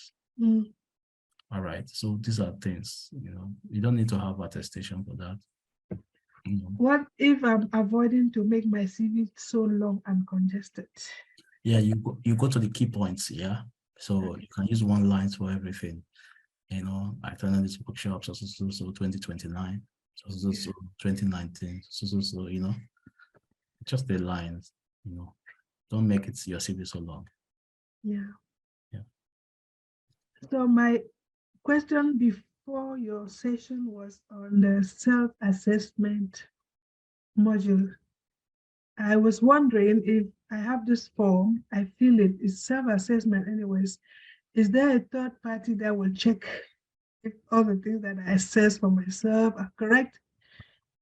Because if I'm not interviewed or nobody picked me up, they won't know if all these things are practical. they will just stay on my paper on the form that I feel like I sense myself, I have these potentials, but never tasted. Mm. You know, the self-assessment is for yourself, okay? For you to say when you eventually it can be useful for you when you are looking for a job. You look at, because of your self-assessment, you look at the areas you really want to focus your job hunt. All right, that's number one. Two, it can also be useful when you're doing interview. So probably when they ask you what's your strength, then you will not probably pick from your strengths and your self-assessment. And those weaknesses that you have already assessed as weakness in yourself, you can remember that and say something. Okay, but if I ask you what's your weakness, no, I don't have any weakness. No, I know that you are just I will not feel like you have taken me off point. Like if I'm your employer, if I'm your interviewer, when I ask what's your weakness and you're not telling me your weakness, you know, then I know you're just not serious. You're just being lying, you know. So, but that's your self-assessment that you have done. Your table. We don't need to show anybody to validate. Okay, I'm glad to get this answer. Thank you so much. I think I'm satisfied. Yeah. Okay. No problem. Questions from the audience? More questions from participants? And for the material, please, you said we will have it through email, or what do we do now? So that we can have the book you just told us about. Yeah, Natasha will talk about that next. Okay, and also the slides that Natasha shared. I really tried to take screenshots, but I couldn't take everything. Yeah.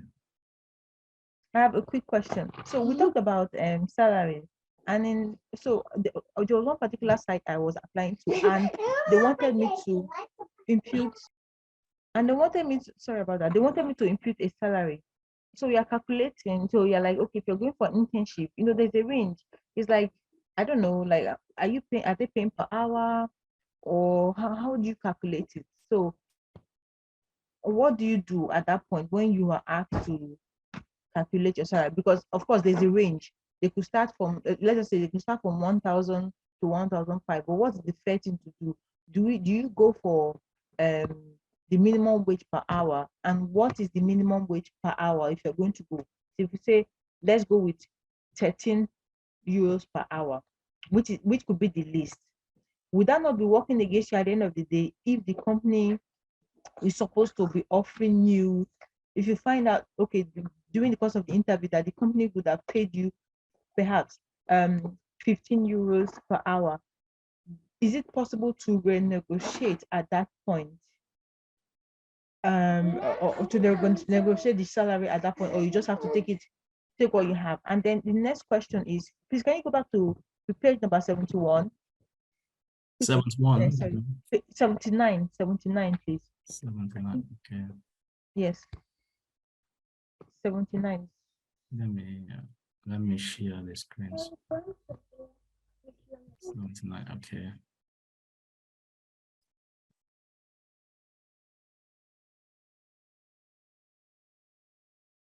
Yeah, this is 79. Exactly. So point number one, so we're talking about taking into account the entire package of remuneration.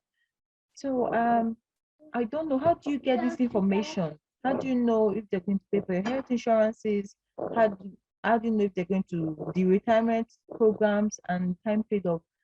So you're supposed to calculate all these things and then put it in your expected salary, right? That's what you said.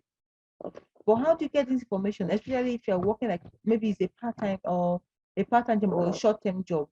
How do you calculate these things? How do you get the information and then be able to calculate it?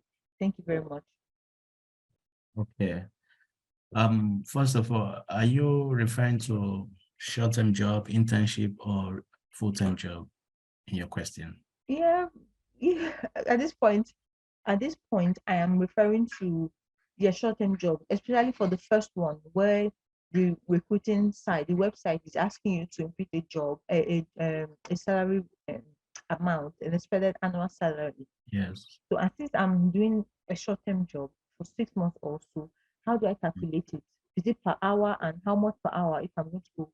And then how does it affect me in the long run when I could have gotten something higher? So again,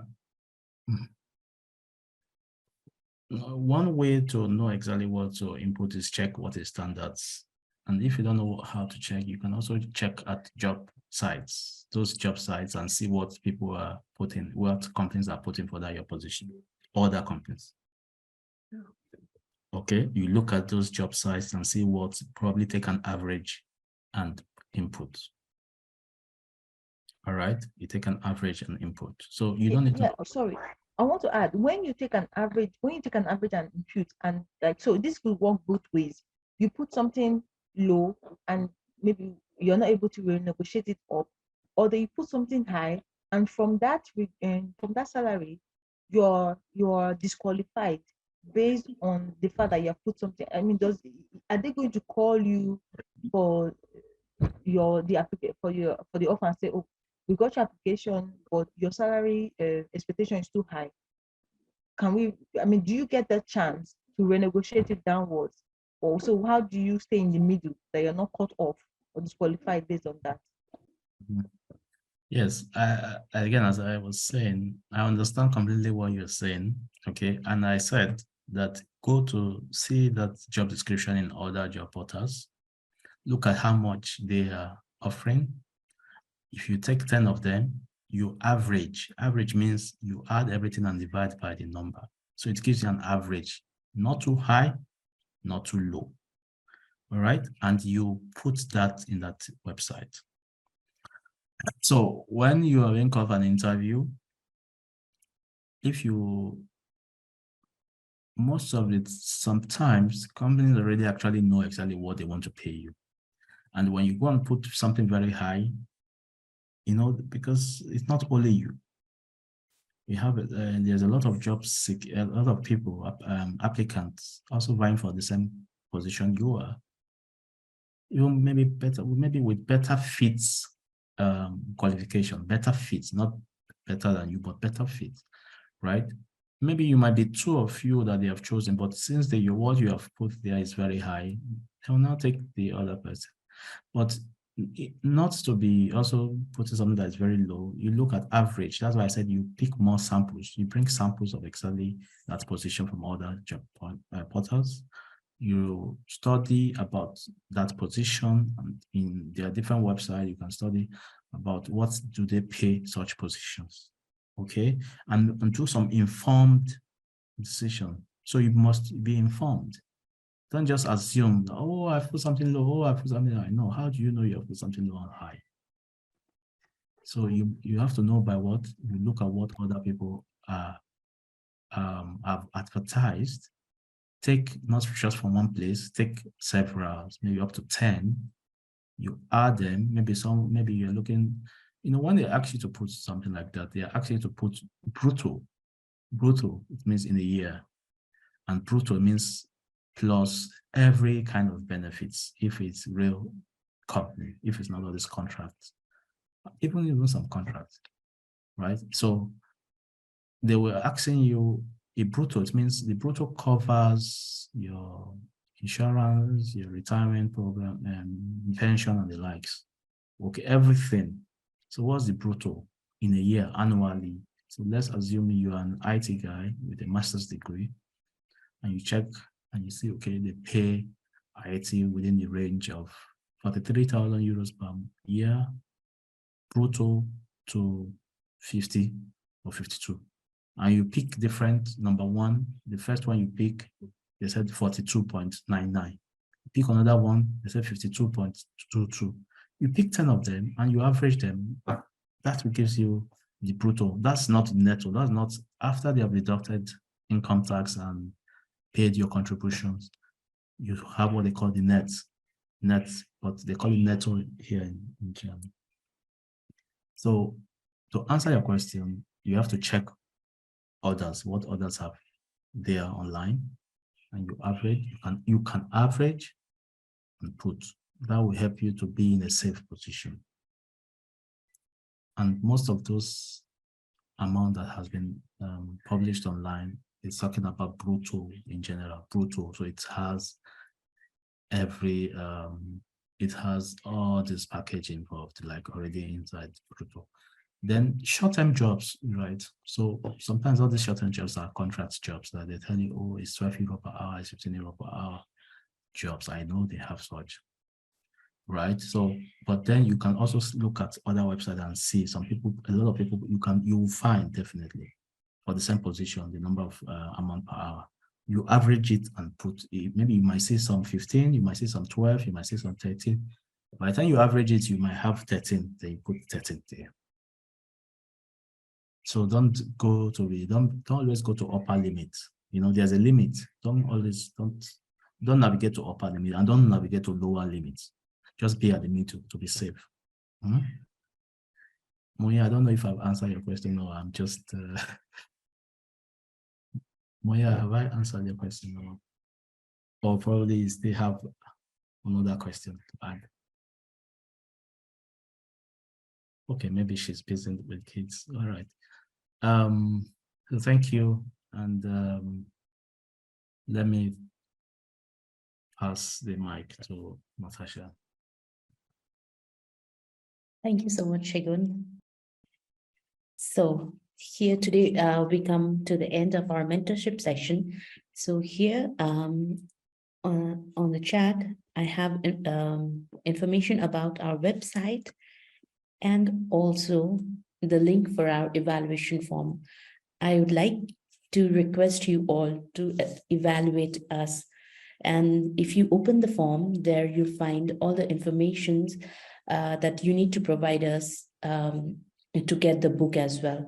If you'd like to receive the book, if you are within the Germany, then we can send you the book in the address that you mentioned there.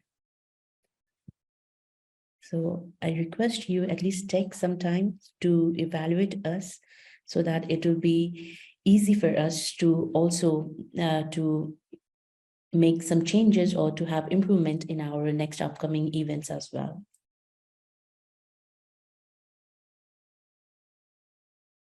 So while you fill up this form, it's also, we can also send you hard copies if you're in Germany. This form, the book, we will send you hard copy in English, and if you want German or French or Italian, if you don't understand English, then we'll send you those copies too. But then the evaluation for us is really important. And another, I just want to give a general advice on as job seekers. It's really important that sometimes it's nice if you have time and you're looking for a job, start with volunteering, you know, in some firms. Start with volunteering or start with looking for internships, you know. If you have no other option, start with that. All right. Try to break into the work market. Try to break into find by all means. Because with that, most of the time you try to get to know one or two new people that will add value to your life. Okay. Try to attend conferences, you know, as Brian said on one of his slides, that your network is your net worth, you know. Try to build social capital. Social capital means the number of conferences and network you have done. Go to events. You know, sometimes I like to go to all these Mensa events, you know. I like those things. I would just, you know, sometimes I would just, before I am coming back home, I will have a lot of pamphlets, you know. When I get these pamphlets, I read them, I'll see, oh, so they have something in geoscience. Oh, they have done it. Oh, okay, I can go to this area. I love it. So you can also pick your interest. You know, you can also pick what sometimes you don't even know what you want. You're done. You will finish your master's. Okay, you have done a lot of theories in your master's degree. Now you don't even know where to specialize. You don't know what jobs offer, where to apply. So all these Mensa, like Mensa means trade fair, job trade fairs, even trade fair in general, are places where you just see some new things. Oh, wow, so this thing is happening. Wow, so they are using artificial intelligence in international relationship to you know, you'll be surprised what you meet in these places. You know, then it can help you to fine tune, you know, your knowledge on where to search. So these are very important. So these are important tips I just think I should share also with you. And, thank you. Okay, thank you so much, Shagun. And I'd like to also inform everyone that, like, if you would like to have individual mentorship session, we are also open to it. So if you want to have individual mentorship session, either physical or even online, you have my email address. You can contact me through email, or you can even go to our website. There is a contact form. You can even fill there and contact us anytime. Whenever you think like you need a guidance regarding your job search journey, then we are always, like, open to help you in any stage of your job search journey. Okay, I think now we should end our session. So thank you everyone for a very interactive mentorship session. I hope this mentorship session was very effective, and you learned a lot from us, I guess. Yes.